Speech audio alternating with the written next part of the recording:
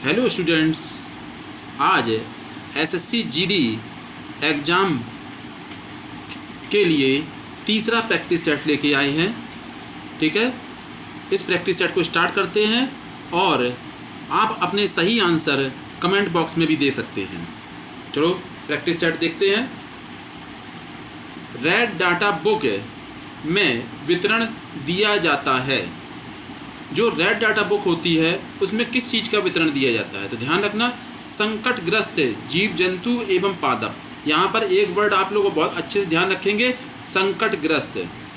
विलुप्त नहीं, वो ऐसे जीव जंतु या पादप वनस्पतियाँ जिनके अस्तित्व को खतरा पैदा हो चुका है तो उनको रेड डाटा बुक में मेंशन किया जाता है। ठीक है, अगला और काफ़ी इम्पोर्टेंट है आपके एग्ज़ाम के लिए। जब किसी बंद कमरे में कोयला जलता है तो उसमें किस गैस के कारण दम घुटना और मृत्यु होती है?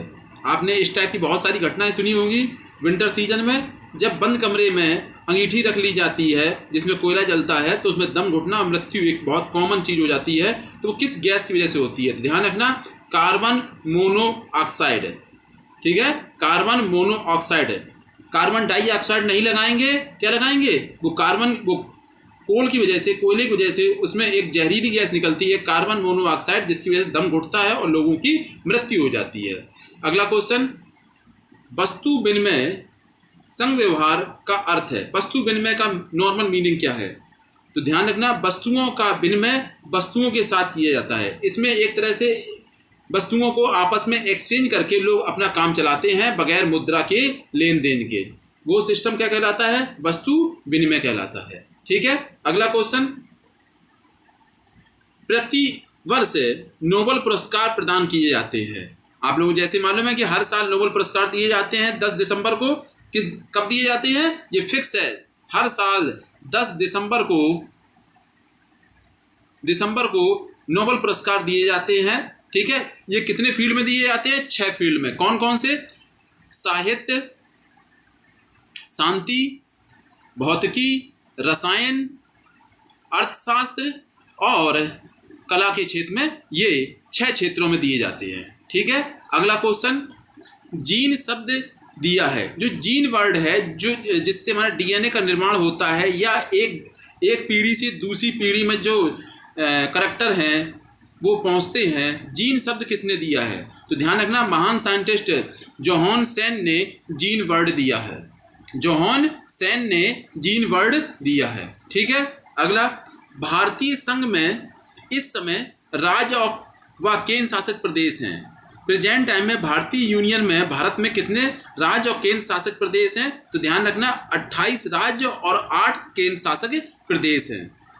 ठीक है, 28 राज्य और 8 केंद्र शासित प्रदेश हैं। अगला, मृदा रहित कृषि को कहते हैं ऐसी फार्मिंग जिसमें हमें सॉइल की यानी कि मृदा की, मिट्टी की आवश्यकता नहीं होती है। इस प्रकार के मेथड को, इस प्रकार की फार्मिंग को क्या कहते हैं? तो ध्यान रखना, जल संवर्धन। क्या बोलते हैं? जल संवर्धन। आप हिंदी का वर्ड में कन्फ्यूजन हो तो इसलिए मैंने इंग्लिश का भी लिख दिया है कि इंग्लिश का वर्ड बहुत कॉमन है, हाइड्रोपोनिक। और यहाँ पर आपको सिर्फ पोनिक वर्ड भी आ सकता है और हाइड्रोपोनिक सही वर्ड होगा। बाय द वे हिंदी में पूछता है तो जल संवर्धन कहलाता है। इसमें क्या होता है कि जो पौधे होते हैं वो मिट्टी में नहीं होते हैं, उनकी रूट, जड़ें पानी में ही रहती हैं और उसी पानी में ही उनके खाद्य पदार्थ डाल दिए जाते हैं जिससे ये पौधे बढ़ते हैं, ग्रोथ करते हैं। ठीक है, ये एडवांस टेक्नोलॉजी है जिससे बगैर ज़मीन के भी हम अपना प्रोडक्शन बढ़ा सकते हैं। ठीक है, अगला, क्योटो प्रोटोकॉल का संबंध है, बहुत इंपॉर्टेंट है क्योटो प्रोटोकॉल। ठीक है, क्योटो प्रोटोकॉल का संबंध है किस चीज़ से? ये ध्यान रखना, क्योटो एक शहर है, कहाँ का है? जापान का है। और यहीं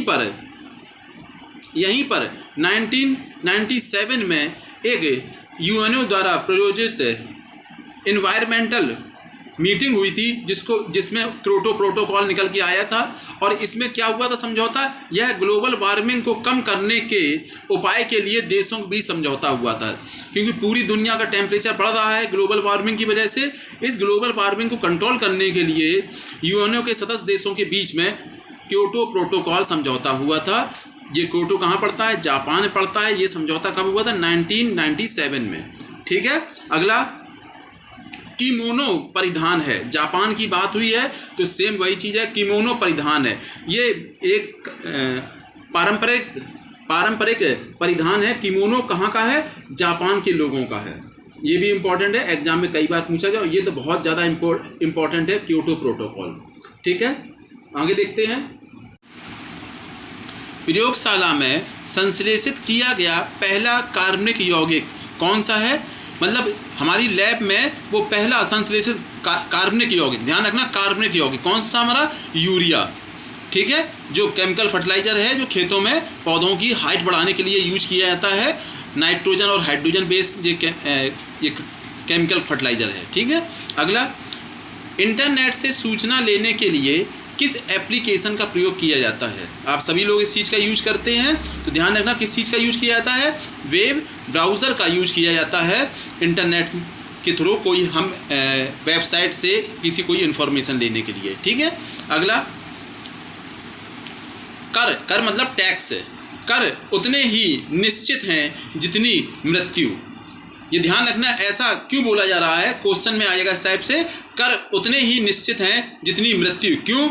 क्योंकि वे सरकारी राजस्व के प्रमुख स्रोत होते हैं। ध्यान रखना, यदि ये टैक्सेस नहीं होंगे तो सरकार जो आम लोगों के लिए कल्याणकारी योजनाएं लेके आती है तो वो उसके लिए कहाँ से फंड लेके आएगी, पैसे लेके आएगी। तो इसलिए किसी भी सरकार के लिए टैक्स रखना कंपलसरी हो जाता है, मजबूरी हो जाती है।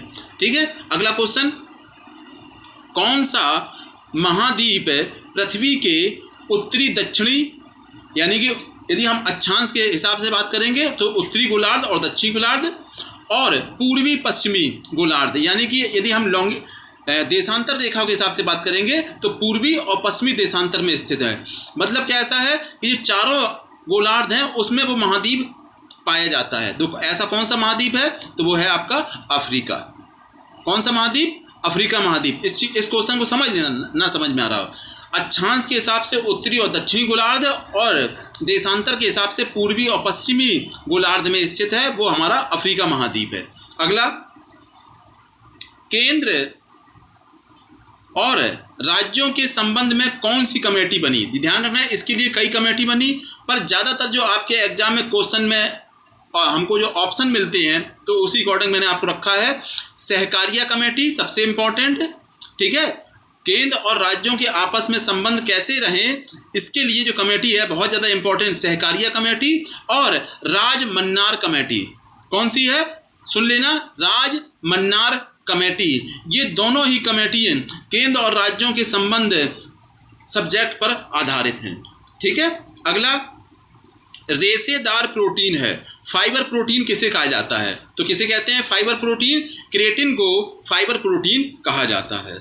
अगला क्वेश्चन, दूध की सघनता मापते हैं। दूध की सघनता यानी कि दूध की प्योरिटी नापते हैं। किससे नापते हैं? लैक्टोमीटर से। ठीक है। यदि आपको ये वीडियो पसंद आया हो तो चैनल को सब्सक्राइब करें और वीडियो को लाइक और शेयर करें। और इसी तरह एसएससी जीडी एग्जाम की जो हमारे बच्चे तैयारी कर रहे हैं उनके लिए मैं लगातार प्रैक्टिस सेट लेते आता रहूँगा। धन्यवाद।